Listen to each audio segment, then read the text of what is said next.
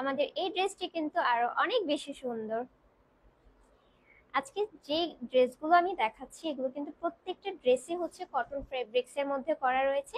এটা হচ্ছে এটা বডির অংশ। বডিতে খুব সুন্দর করে কিন্তু হচ্ছে স্কিন প্রিন্ট করা রয়েছে।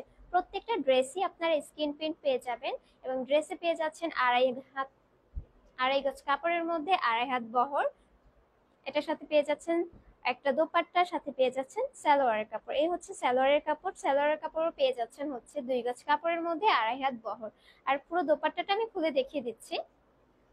পুরো দোপাট্টাটাতে কিন্তু খুব সুন্দর করে স্ক্রিন প্রিন্ট করা রয়েছে।